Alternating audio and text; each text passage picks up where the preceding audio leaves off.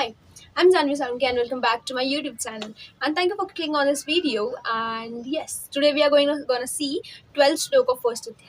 And I'm very excited about that. Because I guess this is one of my favorite poetry. Because ये मैंने लिखी है भीष्म पितामह के perspective से. And yes, please make sure कि आप video last तक देखो, okay? Because ending में बहुत कुछ है, okay?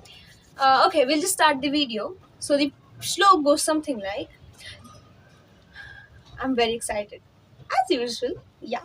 Okay. तस्य संजनयन हर्ष कुरु वृद्ध पितामहान् सिंहनाद विनोदश्च शंखन दद्मो प्रतापवान्. So this was the 12th श्लोक of first अध्याय. And यहाँ पे जो पितामह भीष्म है, okay, means यहाँ पे दो पर्सपेक्टिव आते हैं. एक आता है भीष्म का पर्सपेक्टिव, एक आता है हमारे प्रिय दुर्योधन का पर्सपेक्टिव, राइट. अगर हम देखेंगे यहाँ पे तो यहाँ पे बात हो रही है कि पितामह भीष्म ने शंख बजाया, ओके, मीन्स युद्ध शुरू होने से पहले शंख बजाते हैं, राइट. सो शंख बजाया एंड दुर्योधन को लग रहा है कि शंख उन्होंने इसीलिए बजाया ताकि जो पांडव या फिर कौरव सेना है, राइट, या फिर जो भी लड़ने वाले उन्हें पता चल जाए कि अभी युद्ध होने वाला है. एंड कौरव सेना को मोटिवेट करने के लिए पितामह भीष्म ने शंख बजाया, ऐसे लग रहा है दुर्योधन को.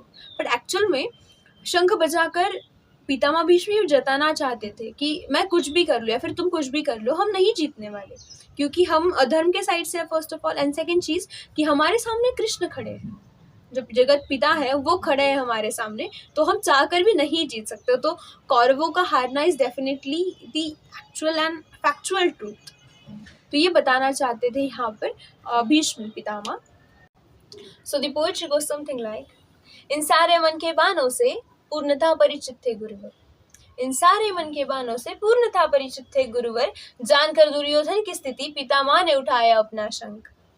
गूंजे सुर कुछ इस प्रकार, स्मित स्मित मुस्काया कौरव दल.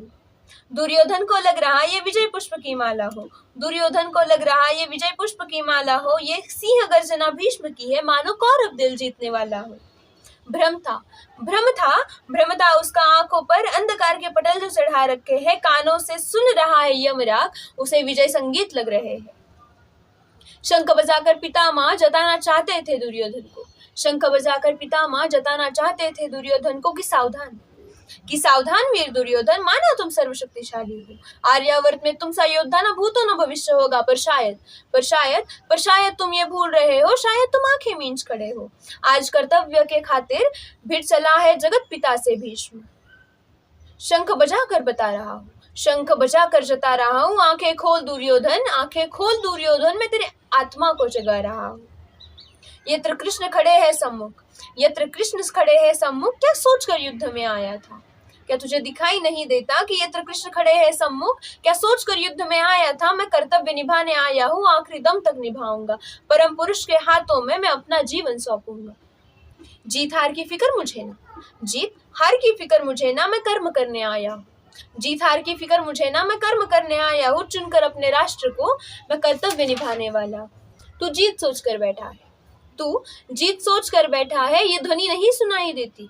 तू जीत सोच कर बैठा है, क्या ये ध्वनि नहीं सुनाई देती. परिपूर्व से बता रहा हूँ, परिपूर्व से जता रहा हूँ. कैसे ये वीर योद्धा है, इन्हें शंख चीख समझ नहीं आती. स्वयं कृष्ण खड़े हैं जिस और, द्रौपदी है भक्ति का द्वार. स्वयं कृष्ण खड़े हैं जिस और, द्रौपदी है भक्ति का द्वार. साथ साथ है धर्म का न्याय. अब शुरू होगा नया अध्याय.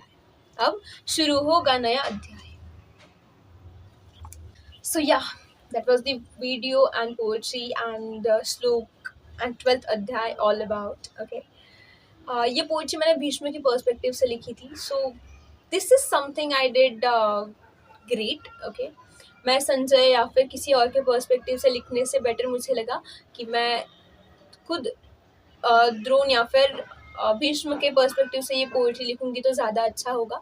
सो I just wrote that. I don't know आप सबको कैसी लगी poetry, so just let me know कि पोएट्री आप सबको कैसी लगी.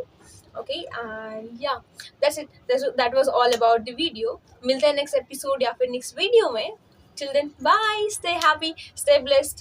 Okay, just smile and be dramatic like me.